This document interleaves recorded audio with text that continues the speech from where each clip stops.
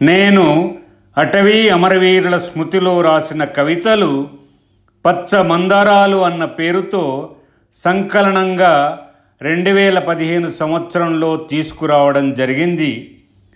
దాంట్లో హరితహితులు అన్న పేరుతో రాసిన కవిత నవంబర్ 2009 సంవత్సరం వనప్రేమి మాసపత్రికలో ప్రచురించారు. ఇప్పుడు ఆ కవిత మీకోసం. కవితా శీర్షిక హరితహితులు.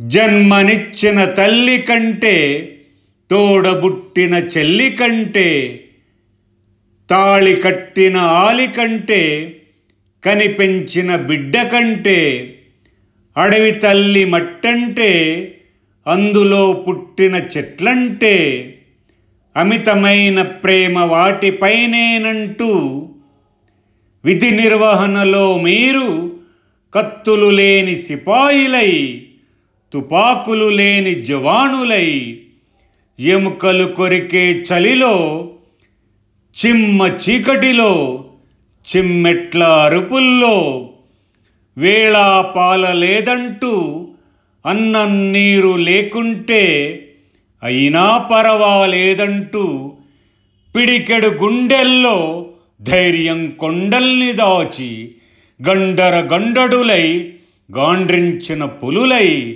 జ్వలించే అగ్నిశిఖల్లా పైకెగసి, కడలి ఉప్పెనలా ఉప్పొంగి కదలి ముందుకురికి, అక్రమార్కులకు అడవి దొంగలకు విక్రమార్కుల్లా అడ్డుపడి, చెట్లు కొట్టకుండా చేతులడ్డం పెట్టి, వన్యప్రాణుల రక్షణకు మీ ప్రాణాలే పణంగా పెట్టి, వనహితం కోసం హతులైన హరిత సైనికులు మీరు.